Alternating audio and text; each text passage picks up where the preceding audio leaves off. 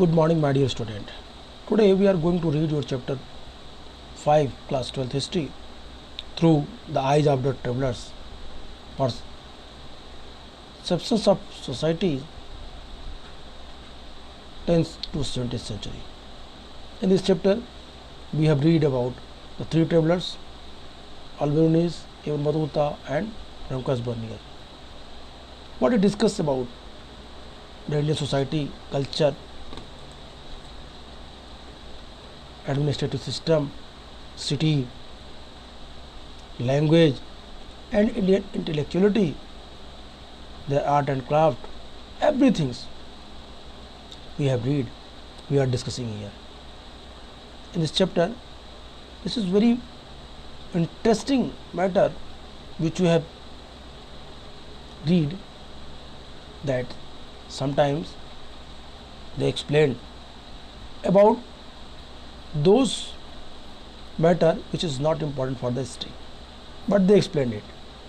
Okay, there is no problem to explain, but when we mildly observe about the account of these travelers, we have clear informations having read the accounts that some places they become biased.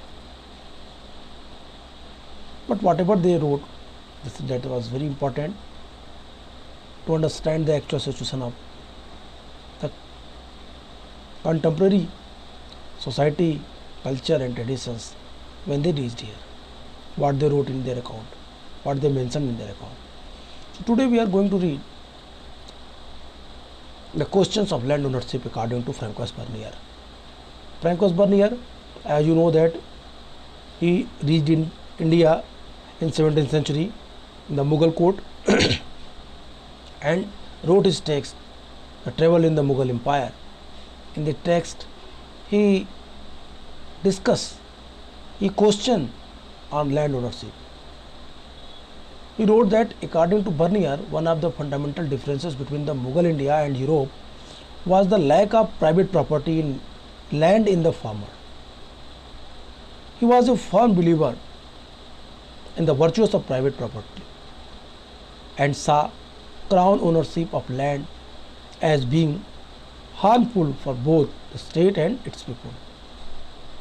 He thought that in the Mughal Empire, the emperor owned all land and distributed it among his nobles, and that this had the disastrous consequences for the economy and society. This precipitation was not unique to Bernier, but is found in most travelers' account of the 16th and 17th century. Owing to crown ownership of land, argued Bernier, landholders could not pass on their land to their children, so they were averse to a long-term investment in the sustenance of the expansion of production. The absence of private property in land had therefore prevented the emergence of the class of improving landlords, as in Western Europe, with a concern to mention or improve the land.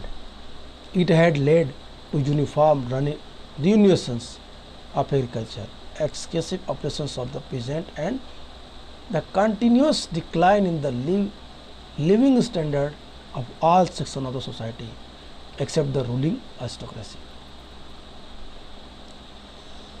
Dear student, in this paragraph, if you will read minutely, then you find that what you want to focus.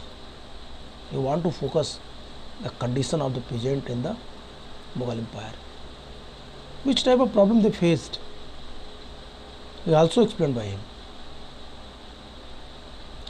Bernier explained that why peasants not taking interest in field, not taking interest in the farming land, because the land ownership in centralized in center, I mean to that the ownership is in emperor hand. So that's why the peasants not taking interest to what? The fertile their lands, अपने चीज़ों को सही तरीके से करने का उनमें कोई इंटरेस्ट नहीं था, इसीलिए क्योंकि वो ज़मीन पे मालिकाना हक नहीं था उनका। सम्राट सभी शक्तियों का। I mean to say that here Francois Bernier so much aware of the condition of the peasant during that time, so much aware of the difficulties which faced by peasant during that time. He wrote that their condition was very critical, peasants in the miserable condition, but emperor not taking any step for the benefit of the peasants. So let's discuss this paragraph, and if you will read this you can understand what I am saying and what I want to inform you. देखते हैं क्या कहता है, देखिए आइए बात करते हैं। कहता है कि बर्नियर के अनुसार भारत और यूरोप के बीच जो मूल भिन्नताओं में से एक भिन्नता है वो ये, जो दोनों में जो मूल डिफरेंसेस हैं, वो मूल डिफरेंसेस में जो सबसे मेन डिफरेंसेस है वो ये कि जो लैंड ओनरशिप है भारत में प्राइवेट है, प्राइवेट प्रॉपर्टी का अभाव है। मतलब लैंड ओनरशिप पे किसानों की जगह सम्राट का अधिकार है। कहता था according to Bernier's one of the fundamental difference between the Mughal India and Europe was the lack of private property in land in the former. निजी भूस्वामित्व का अभाव जो सबसे महत्वपूर्ण कारण है, जो सबसे महत्वपूर्ण जो डिफरेंसेस है यूरोप और भारत के में, वो यही है कि यहाँ पे ज़मीन पर मालिकाना अधिकार निजी हक में नहीं बल्कि शासन के अधिकार में है, गवर्नमेंट के कंट्रोलिंग में है। ये कहता है सबसे बड़ा अंतर। फिर कहता है वो कि उनका निजी जो स्वामित्व के गुणों में दृढ़ विश्वास था भारतीयों का, मुगल एम्पायर में ऐसा विश्वास था कि जो ज़मीन है उस पर अधिकार किसका होना चाहिए, शासक का होना चाहिए। इस भूमि पर राजकीय स्वामित्व को जो राज्य तथा उसके निवासियों दोनों के लिए हानिकारक उसने माना। वो हमेशा मानता था कि ज़मीन पर अधिकार किसका होना चाहिए, ज़मीन पर अधिकार किसानों का होना चाहिए, प्राइवेट ओनरशिप होनी चाहिए, क्योंकि प्राइवेट ओनरशिप ही ज़मीन को फ्रूटफुल बना सकती है, अधिक प्रोडक्टिव बना सकती है। इसीलिए वो हमेशा इस बात का विरोध करता है कि ज़मीन पे शासक का अधिकार हो, सम्राट का अधिकार हो। हमेशा कहता है कि ज़मीन पे अधिकार किसानों का होना चाहिए, प्राइवेट ओनरशिप होनी चाहिए। और ऐसा यूरोप में होता है, इसलिए भारत में भी ऐसा ही होना चाहिए। इस बात का उल्लेख वो लैंड ओनरशिप के कॉन्सेप्ट में बार बार करता है। वो कहता है कि ये दोनों के लिए हानिकारक है। यदि लैंड ओनरशिप किसानों के हाथ में नहीं है, सम्राट के हाथ में है, तो दोनों के लिए नुकसानदायक है। क्यों नुकसानदायक है? कहता है कि उसे ये लगा कि मुगल साम्राज्य में सम्राट सारी भूमि का स्वामी था, जो उसे सम्राट ने अपने अमीरों के बीच बांट दिया था, और उसकी अर्थव्यवस्था, इकोनॉमिक सिस्टम और जो सोसाइटी थी के लिए इसके परिणाम बड़े ही विपरीत आ रहे थे। तो जो ये व्यवस्था बनी, जो सिचुएशंस बनी, उस कंडीशन में लैंड ओनरशिप यदि प्राइवेट प्रॉपर्टी के रूप में ना आए और सम्राट अपनी सारी ज़मीनों को अपने अमीरों में बांट दे, अपने कोर्ट में जो सीनियर ऑफिसर्स हैं उनमें बांट दे, तो इसका दुष्परिणाम समाज के ऊपर पड़ेगा, ऐसा वो मानता था। अर्थव्यवस्था के ऊपर पड़ेगा, ऐसा उसका विश्वास था। इस प्रकार जो बर्नियर की विचारधारा थी वो यहीं तक सीमित नहीं थी, बल्कि 16वीं और 17वीं मतलब 16th एंड 17th सेंचुरी में अधिकांश यात्रियों ने भी इस बात का उल्लेख किया है। They explained it. The travellers who reached India came India during 16th and 17th century. They always explain about the condition of peasants. I have already informed you the previous video where we discussed the Francisco Pelsart explanation what he wrote about the peasants. यहाँ Francisco पेल्सार्ट जो Dutch यात्री था, मैं आपको ले चलता हूँ वहाँ पे। वाइड सेपरेट प्रॉपर्टी बेलसाट Dutch travellers visited in subcontinent. जब बात आता है वो भारत में आता है तो वो भी इस बात को उल्लेख करता है, इसीलिए यहाँ पे ये मेंशन है कि ये बात सिर्फ बर्नियर ही नहीं कह रहा है। This perception was not unique to Bernier but is found in most travelers' account of the 16th and 17th centuries. Owing a crown ownership of land, argued Bernier, landholders could not pass on their land to their children.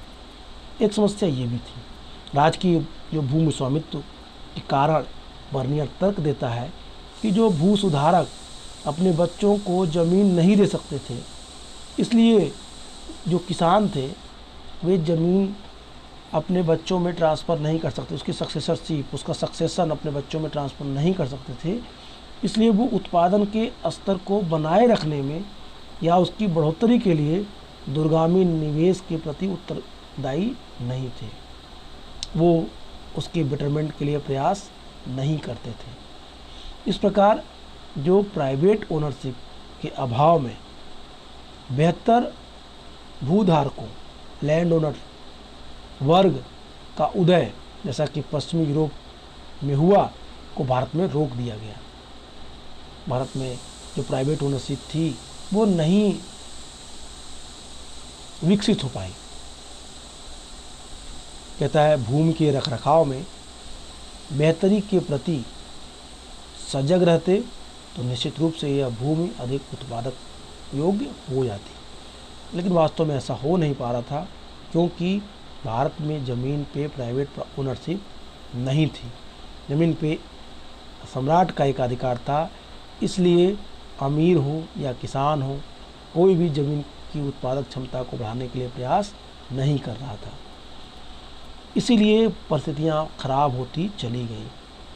कहता है कि इसी के चलते खेती, किसानी या कृषि का समान रूप से विनाश, किसानों की असीम उत्पीड़न तथा समाज के सभी वर्गों के जीवन स्तर में निरंतर पतन की स्थिति उत्पन्न हुई, सिवाय शासक वर्ग के।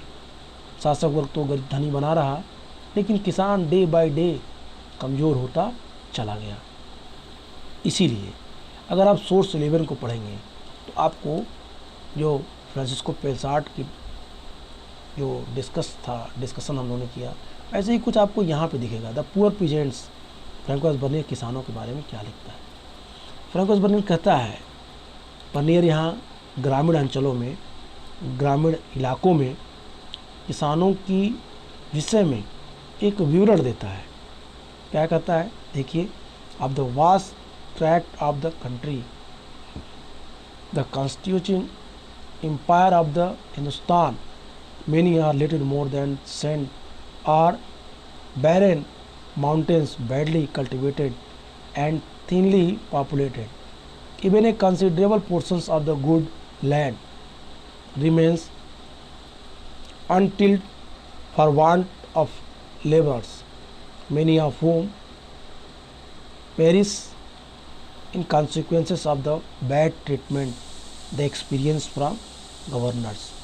The poor people, when they become incapable of discharging the demands of their rapacious lords, are not only often deprived of the meaning of substance, but are also made to lose their children, who were carried away as slaves. Thus it happens that the peasantry, driven to despair by excessive or tyranny, abandon the country. In this instance, Bernier was participating in the contemporary debates in Europe concerning the nature of state and society, and intended that his descriptions of Mughal India would serve as a warning to those who did not recognize the merits of private property. Okay, इस paragraph को ध्यान से पढ़िए तो आपको किसानों की स्थिति के बारे में क्लियरली पता चल जाएगा बर्नियर जिन बातों का उल्लेख कर रहा है। हमने इसके पहले फ्रांसिस्को पेलसाट के उन उद्धरणों को पढ़ा, उन एक्सप्लेनेशन को पढ़ा जो वो कह रहा था भारत में किसानों की स्थिति कितनी ख़राब थी, सम्राट के द्वारा, शासन के द्वारा उसे इस स्तर पर निचोड़ा जाता था, उसे खाने के लिए रोटियां नहीं मिलती थी। उसी को एक दूसरे तरीके से पुअर पीजेंट्स टॉपिक में आपको फ्रैंकोइस बर्नियर एक्सप्लेन करता है। क्या बताता है, देखिए क्या कहता है। कहता है कि हिंदुस्तान के साम्राज्य के विशाल ग्रामीण अंचलों में, कहता है भारत जो हिंदुस्तान था, जो मुग़ल एम्पायर के अंतर्गत आता था, उसमें एक बहुत बड़ा वर्ग गांव का था, और इस ग्रामीण अंचलों में केवल रेतीली भूमियाँ थी, मतलब डिजर्टेड लैंड थी, नॉट अ फर्टाइल लैंड थी। कहता है ये रेतीली भूमियाँ या बंजर पर्वत ही है, यहाँ की खेती अच्छी नहीं है, इन इलाकों की आबादी भी कम है, यहाँ तक कि कृषि योग्य भूमि का एक बड़ा हिस्सा भी श्रमिकों के अभाव में कृषि विहीन रह जाता है, उस पर खेती नहीं होती क्योंकि वहाँ किसान नहीं है। इनमें से कई श्रमिक गवर्नरों द्वारा किए गए बुरे दुर्व्यवहार के फलस्वरूप मर जाते थे। गरीब लोग जब अपने लोभी स्वामियों के मांगों को पूरा करने में असमर्थ हो जाते हैं तो इन्हें न केवल जीवन निर्वाह के साधनों में से वंचित कर दिया जाता है, जीवन जीने के लिए जो जरूरत चीज़ थी उससे उनको वंचित कर दिया जाता था, बल्कि अत्यंत निरंकुशता से हताश हो किसान गांव छोड़ के भाग जाते थे। कहता है कभी कभी उनको जीवन जीने के सभी संसाधनों से विहीन कर दिया जाता था, बल्कि उनके बच्चों को भी दास बना लिया जाता था। वो अपने बच्चों से भी अपना हाथ धो बैठते थे। इस प्रकार ऐसा होता है कि जब इस तरह की कंडीशन आती है तो किसान क्या करते थे, मजबूर होकर बेचारे गांव छोड़ के भाग जाते थे। कहता है इन दिस इंस्टेंस, इस उदाहरण में बर्नियर राज्य और समाज के संबंधित यूरोप में प्रचलित तत्कालीन विवादों में भाग ले रहा था, और उसका प्रयास था कि मुगल कालीन भारत से संबंधित उसके विवरण यूरोप में उन लोगों के लिए एक चेतावनी का कार्य करेगा जो निजी स्वामित्व की अच्छाइयों को स्वीकार नहीं करते थे।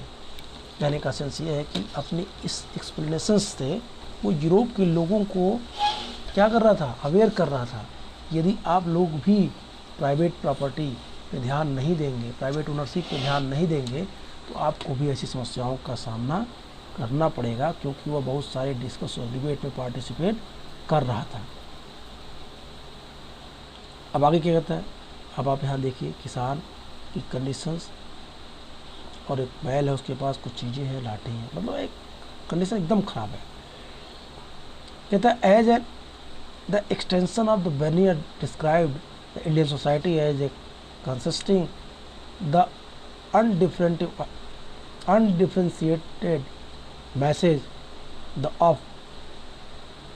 of impoverished people subjugated by a small minority of a very rich and powerful ruling class. Between the poorest of the poor and the richest of the rich, there was no social group or class worth the name. Bernier confidently asserted there is no middle state in India.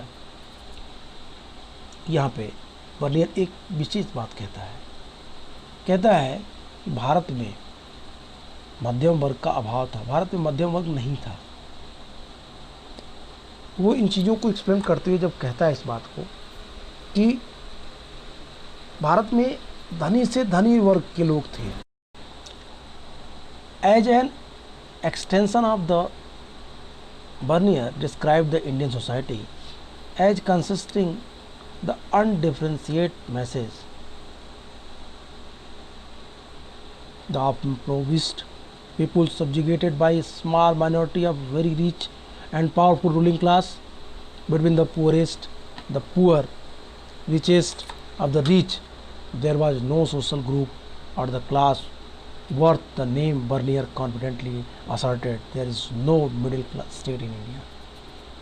Bernier यहाँ पे साफ साफ कहता है कि भारत में कोई भी मध्यम वर्ग नहीं था।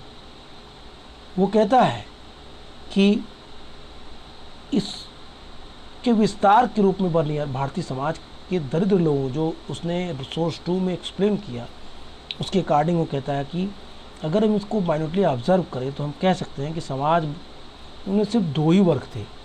एक वो जो गरीब से गरीब थे, जो दरिद्र से दरिद्र थे, और उसके विपरीत दूसरा वर्ग जो एक धनी से खूब धनी था, शक्तिशाली से शक्तिशाली था। धनी वर्ग की संख्या बहुत कम थी समाज में, ये अल्पसंख्यक के रूप में थे, जबकि गरीब वर्ग एक बड़ा वर्ग था जो मेजॉरिटी के रूप में थी। गरीबों में सबसे गरीब तथा अमीरों में सबसे अमीर व्यक्ति के बीच नाम मात्र का कोई सामाजिक समूह या वर्ग रहा होगा, ऐसी उसकी मान्यता थी। कहता है कि किस तरीके से समाज में केवल दो ही वर्ग व्याप्त थे, एक वो वर्ग जो एकदम गरीब से गरीब था और एक वो वर्ग जो धनी से धनी था। हम किसानों की स्थिति को देखिए, एक पिक को देखिए। Drawing such as this 19th century example of an the reinforce to the notion of the unchanging rural society. किसान के पास यदि एक बैल हो, किसान के पास उसके कुछ कपड़े हों, एक जोड़ी बैल और उसका अपना घर हो और खाने के लिए यदि उसे मिल जाए तो वो समृद्ध किसान माना जाता था। अब आप कल्पना कर लीजिए, फ्रांसिस्को पेलसार्ट के डिस्कशन से और फ्रैंकोस बर्नियर के सोर्स 12 को देखिए, सोर्स 11 को और फ्रांसिस्को पेलसार्ट की जो एक्सप्लेनेशन है उनको, जहाँ लिखता है कि पॉवर्टी के बारे में एक्सप्लेन करता है। दोनों को मिला के पढ़िए, आपको भारत की एक्चुअल कंडीशन, मुगल एम्पायर की एक्चुअल कंडीशन पीजेंट्स की कैसी थी, आपको स्पष्ट मालूम हो जाएगा। यहाँ पे जिन बातों का उल्लेख करता है बर्नियर, जिन बातों के बारे में कहता है बर्नियर, वो भी बड़ा ध्यातव्य है। No doubt to say that Bernier was so much aware of that the condition of the peasants. He know that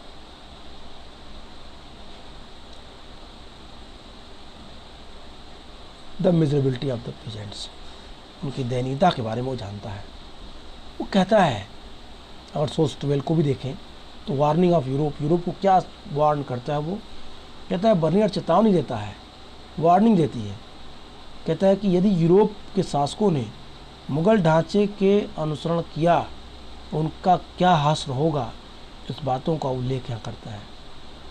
source 11 में मैंने लास्ट में आपसे कहा था कि वो इस तरह का वर्णन क्यों कर रहा है।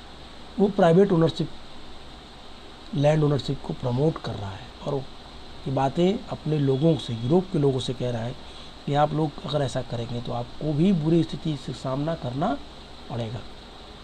बर्नियर्स warned that the European king followed the Mughal models. Their kingdoms would be very far from being well cultivated and the people so well built, so rich, so polite and flourishing as we see them, our king are otherwise rich and powerful, and we must above that they are much better and more royally served. They would soon be king, be deserted, and solitudes of beggars and barbarians, such as those are whom I have been the representing the Mughals. We should find the great cities and the great borough,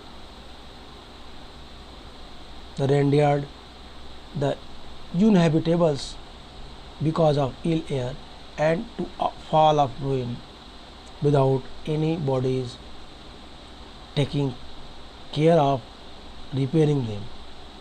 The hillocks abandoned, the field overspread with bushes are filled with the peasants, the marriages as hath been already intimated. वो कहता है, अपने लोगों को warn करते हुए कहता है कि उनके राज्य इस प्रकार अच्छी तरह से जूते बसे हुए, इतनी अच्छी रूप से निर्मित, इतने समृद्ध, इतने विकसित हैं, फलते फूलते नहीं रह जाएंगे जैसा कि हम यूरोपियन सोसाइटी को देखते हैं, यूरोपियन खेती को देखते हैं, फार्मिंग को देखते हैं। दूसरी दृष्टि में हमारे शासक अमीर और शक्तिशाली हैं और हमें यह स्वीकार करना चाहिए कि उनकी और बेहतर और राजसी ढंग से सेवा हो। वे जल्द ही रेगिस्तान तथा निर्जन स्थानों के भिखारियों तथा क्रूर लोगों के राजा बनाकर रह जाएंगे, जैसा कि वे इसके विषय में मैंने वर्णन किया मुग़ल शासकों के बारे में, यदि उन्होंने ध्यान नहीं दिया किसानों के हितों के बारे में, तो हमारी खेती, हमारे ये फलते फूलते खेत, हमारे ये मैदान, एग्रीकल्चर फार्मिंग, सब कुछ नष्ट हो जाएगा। हम उन महान शहरों और नगरों को खराब हवा के कारण न रहने योग्य अवस्था में पाएंगे तथा विनाश की स्थिति में, जिनके जीर्णोद्धार, जिनके विकास की किसी को चिंता नहीं, वे ये खाली पड़े टीले, झाड़ियाँ अथवा घातक दलदल से भरे हुए खेत, जैसा कि पहले ही बताया गया। आप इन चीज़ों को, इस पर ध्यान देना पड़ेगा। इसी बात को बर्नियर कहता है। बर्नियर अपने लोगों को वार्न करते हुए कहता है कि आप लोगों को इसके प्रति विशेष ध्यान देना चाहिए, कहीं ऐसा ना हो कि आज जो हम विकसित अवस्था में हैं वो स्थिति हमारी दिन प्रतिदिन खराब होती चली जाए। हमारे सामने जो हमारे अच्छे फसल युक्त खेत हैं, जो विकसित शहर है, वो सब नष्ट हो जाए।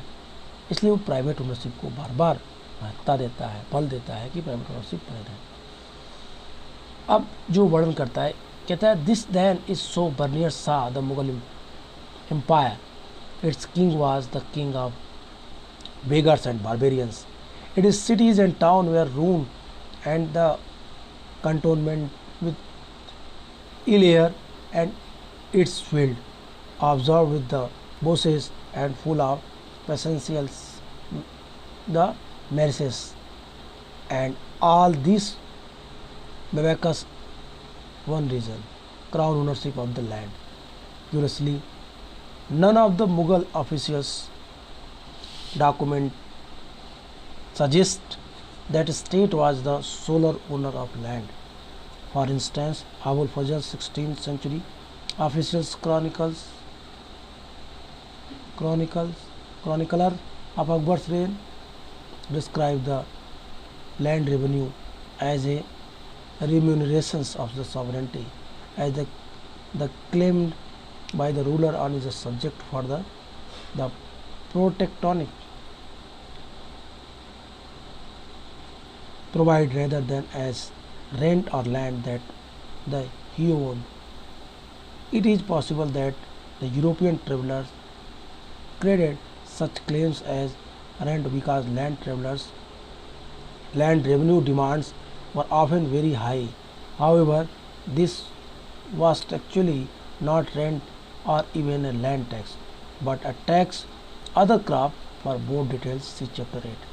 कहता है कि बर्नियर ने मुगल साम्राज्य को जिस रूप में देखा, उसने राजा भिखारियों और क्रूर लोगों का राजा माना। उसने राजा को भिखारियों और क्रूर लोगों का राजा माना। इसके शहर और नगर विनिष्ट और खराब हवा से दूषित थे। उसके खेत झाड़ीदार तथा घातक दलदल से भरे हुए थे। इसका एक ही कारण था, राजकीय भूस्वामित्व। आश्चर्य की बात है कि एक भी सरकारी मुगल दस्तावेज में यह बात कहीं भी लिखी नहीं गई है, इंगित नहीं है। राज्य ही भूमि का एकमात्र स्वामी था। उदाहरण के लिए 16वीं शताब्दी में अकबर के काल में सरकारी इतिहासकार अबुल फजल, जो भूमि राजस्व को राजस्व के पारिश्रमिक बताता है, जो राजा द्वारा अपनी प्रजा की सुरक्षा प्रदान करने के बदले की गई मांग के रूप में रेवेन्यू की बात कहता है, ने अपने स्वामित्व वाली भूमि पर लगान की जो डिमांड करता है। ऐसा संभव है यूरोपीय यात्री ऐसी मांग को लगान मानते थे, क्योंकि भूमि राजस्व मांग अक्सर बहुत अधिक होती थी। लेकिन असल में यह न तो लगान था, न ही भूमि कर, बल्कि उपज पर लगने वाला कर था। अगर अधिक जानकारी इसके बारे में करना है तो हम पढ़ेंगे चैप्टर 8 में इसके बारे में। कहने का तात्पर्य ये है कि यहाँ पे बर्नियर पूरी तरीके से क्लियर नहीं है भारतीय रेवेन्यू सिस्टम के बारे में। उसको भारतीय रेवेन्यू सिस्टम का पूरी जानकारी नहीं है, इसलिए भारतीय राजा को वो बारबेरियंस और भिखारियों का राजा मानता है। वो कहता है कि उसका शहर दूषित हो चुका है, खराब हो चुका है, उसके खेत झाड़ीदार हैं, दलदल से भरे हुए हैं। लेकिन आश्चर्य की बात यह है कि 16वीं-17वीं सदी के किसी भी कंटेम्प्रेरी राइटर्स ने यह कहीं नहीं लिखा कि लैंड ओनरशिप केवल राजा के ही पास थी, दूसरों के पास नहीं थी। हर जगह राजा, जैसे अबुल फजल का उदाहरण ले लें अकबर के काल में, जो आईन अकबरी लिखा था, हम आईन अकबरी के भी बारे में पढ़ेंगे चैप्टर 8 में आई थिंक। तो आईन अकबरी के बारे में जब पढ़ेंगे, अबुल फजल जिस रेवेन्यू सिस्टम के बारे में बात कर रहा है, वहाँ पे राजा जिसकी डिमांड करता है जिस रेवेन्यू की, वो कहता है कि ये क्या है, तो कहता है कि ये राजस्व का पारिश्रमिक है, ये शासक का पारिश्रमिक है, जो भू राजस्व है, जो रेवेन्यू है, राजा द्वारा अपनी प्रजा की सुरक्षा के लिए मांगा गया है। इस प्रकार ऐसा संभव है कि यूरोपीय यात्री ऐसी मांगों को लगान मानते थे, क्योंकि भूमि राजस्व की मांग अक्सर बहुत अधिक होती थी, लेकिन असल में यह न तो लगान था और न भूमि कर, बल्कि उपज पर लगने वाला कर था, जिसको बर्नियर क्या मानता था, रेवेन्यू मान लेता था, लगान मान लेता था, और किसानों का एक्सप्लॉयटेशन मानता था। अब आगे के पैराग्राफ देखिए, जहाँ कहता है बर्नियर कि बर्नियर ने विवरणों, जो बर्नियर के जो विवरण है 18वीं शताब्दी से पश्चिमी विचारों को प्रभावित किया। उदाहरण